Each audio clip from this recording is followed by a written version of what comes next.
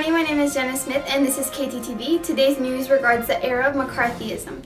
We're going to trade off with Diane Miller, who's going to be interviewing next communist spy, Elizabeth Bentley. Thank you, Janet. We're here with Elizabeth Bentley, also known as the Red Spy Queen.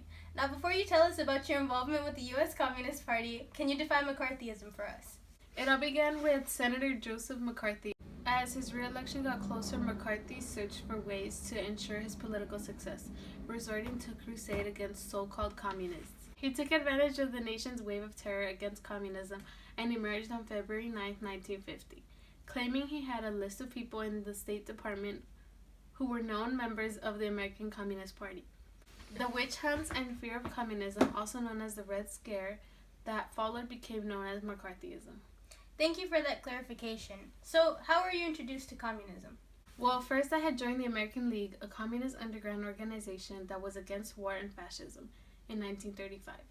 A short time later, I became a member of the U.S. Communist Party. It was Juliet Stewart Point who had recruited me when I was working simultaneously under Jacob Golos at the Italian Information Library.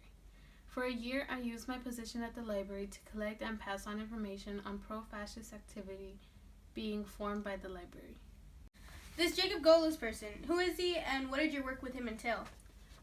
He was a Russian immigrant who was an American citizen. He was also a member of the Communist Party, and he worked for the Society for Technical Aid to Soviet Russia, a front for Soviet industrial espionage. When he asked me to, I had taken a secretarial job helping Richard Waldo, an old-fashioned businessman, and spied on his contacts, conversations, and movements, reporting all the details to Golos. Later, we became romantically involved. So how did everything end? 6 years later, Jacob died, and I made the decision to leave the Communist Party. I then exposed my work with the Soviets to the FBI and before a federal grand jury. I also have an autobiography published about all my work out now at your local bookstores. I'm so sorry for your loss and thank you for your time. Before we head back to Janet, here's a snippet from Senator Joseph McCarthy's Enemies from Within speech. I think we've got a much more serious situation now in communist infiltration of the CIA. Disturbs me beyond words. Well, we haven't. The members of the committee have not been advised, and I do think that... Oh, yes, they have. Oh, yes, they have. Have we, the names and of the people... I've discussed this matter with the members of the committee. I've also discussed with the members of the committee the question of communist infiltration of atomic and hydrogen bomb plants. I felt that was, I think, even more important than this infiltration at May I... This is Janice Smith reporting live on KTTV News. As many may know, the Bay of Pigs was invaded on April 17, 1961. Today, our field reporter Diane Miller will be interviewing Cuban nationalist Fidel Castro regarding the Bay of Pigs invasion. Take it away, Diane. Thank you, Janet. We're here live from the Cuban headquarters with the one and only Fidel Castro. As I ask questions, my translator here will interpret the questions and answers to me and Fidel. So, Mr. Castro, how do you feel about the attack from the U.S. on the Bay of Pigs? Lo que más temen los Estados Unidos es el comunismo. Los estadounidenses tienen un gran temor al comunismo y temen que algún día el comunismo domine al mundo. Cuba está muy cerca a los Estados Unidos, por lo que un ataque contra mí y en mi país disminuirá el riesgo de que el comunismo se apodere en los Estados Unidos.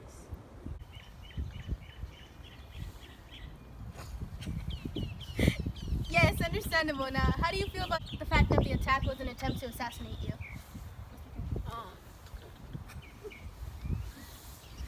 Los Estados Unidos podría haber hecho mucho más para matarme.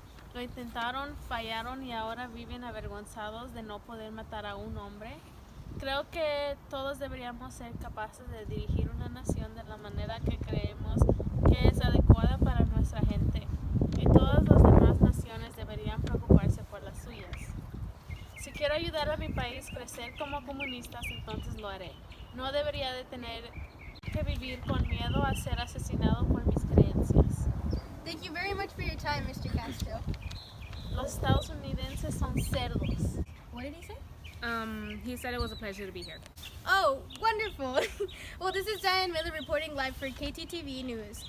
And you just heard the latest opinion of Fidel Castro on the Bay of Pigs invasion. We'll be back with Janet right after the break. It leaves your hair looking radiantly alive. How gloriously different Liquid Prel is from thin, watery, and wasteful shampoos, or thick, sticky ones that can actually dull your hair. Wonderfully different Liquid Prel is extra rich. Every emerald green drop bursts into luxuriously rich lather that leaves your hair looking radiantly alive, and you feel so radiantly alive. Thanks to Prel, Liquid Prel, the extra rich shampoo. For our next story this morning, we have Raul Castro, Cuba's military leader, talking about the missile crisis and why they found it necessary to ask for nuclear missiles from the Soviet Union. Now we're going to Cuba with Diane Miller, who's interviewing Raul Castro. How's it going? Hello, Janet. We're doing just fine down here in beautiful communist Cuba. We're here with Raul Castro. Mr. Castro, what are your thoughts on the U.S.'s response to the Cuban Missile Crisis? Well, the United States response is not responsible, considering they were the reason we did not feel safe and felt the need to ask for the help of Soviet Union. If they had not participated and supported the invasion and repression attempt by the derechistas, the Bay of Pigs, the entire situation would not have happened. Why did Cuba feel the need to ask for the Soviet Union's help? What are you planning to do with the missiles? We do not plan on doing anything that could create more conflict between us, unless we are attacked first. Cuba is not willing to lose and start from the bottom again, just because they do not agree with the way we run our country. Okay, Mr. Castro, thank you for allowing this wonderful interview. One last thing, do you have a message for the American people? The only thing you have to fear is your own government. You got a gun! She got a gun! In today's geography segment, we will be discussing the Vietnam War. In the picture about to be shown, I will explain the U.S. intervention. The Tet Offensive was a coordinated series of North Vietnamese attacks on more than 100 cities and outposts in South Vietnam. The attacks were an attempt to provoke rebellion among the South Vietnamese population and persuade the U.S. to scale back its involvement in the Vietnam War. As seen in the picture, North Vietnam invaded Cambodia as well as Laos, and one of the major U.S. air bases was located in Saigon. This is Geography with Glenda Ramirez. Thank you. Another news, as many may know, the Vietnam War is still going on. This is just a continuation of the first Indochina War. The reason for this is because the North Vietnamese government and the Viet Cong were fighting to reunify Vietnam. Recently, the United States joined. Today, our field reporter will be interviewing a U.S. troop who will be explaining the reasons for U.S. intervention and further questions. Today I'm here with U.S. troop Barry L. Romo, who's the first lieutenant. He will explain the U.S. reason for entering the Vietnam War.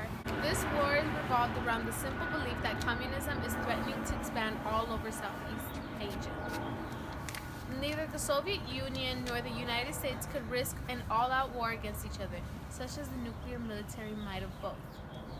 So the U.S. believed in the domino theory, that if one country in a region came under the influence of communism, then the surrounding countries would follow?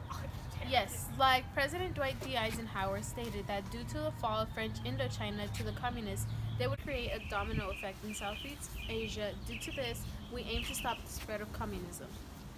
Many people believe that it wasn't in the United States' place to join the war. What's your take on this? It wasn't technically our place to join, but the sole reason the U.S. joined was communism.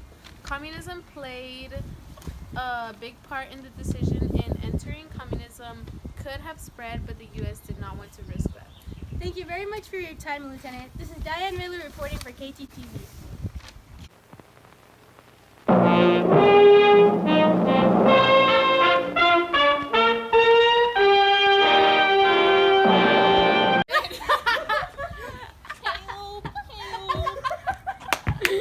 A fallen troop.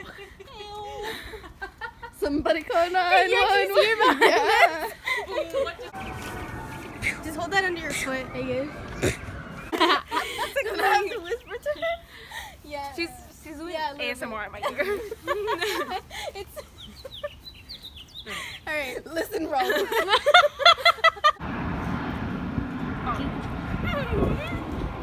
Watch out, she's